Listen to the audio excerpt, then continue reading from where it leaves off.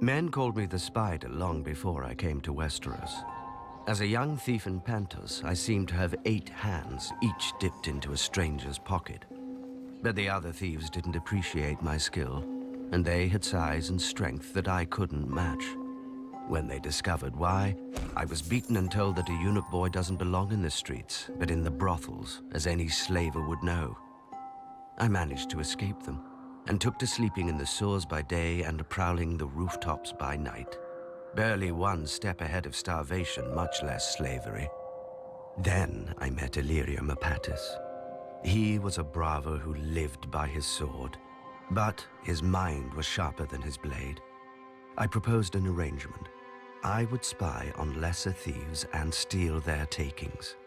Illyrio would offer help to the thieves' victims, promising to recover their valuables for a fee. Soon every honest man knew to come to Illyrio, whilst the city's cut purses sought me, half to sell me what they had stolen, and the other half to slit my throat. Sadly for them, Illyrio needed my throat more than he needed theirs. Most thieves, like most men, are fools who think no further than turning a night's plunder into wine. Luckily, as the other thieves had reminded me, I was not a man, nor were those I hired with the gold we earned.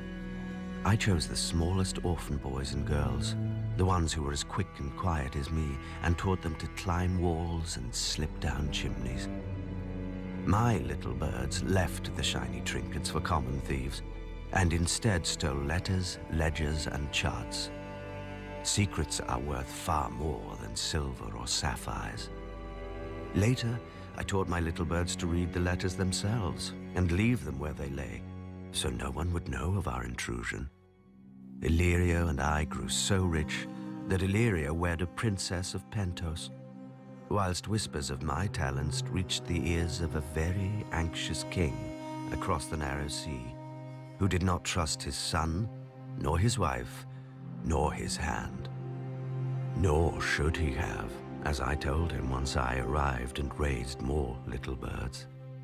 They thought it the most amazing game to discover all the secret tunnels through the Red Keep and listen to all the whispered secrets from within the castle walls. I often wonder what became of my little birds once I left King's Landing. Most likely they returned to Flea Bottom, or worse, grew up.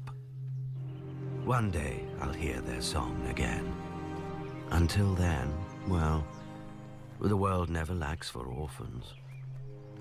Little birds sing in the west, and little birds sing in the east, and a harpy flies into a spider's web.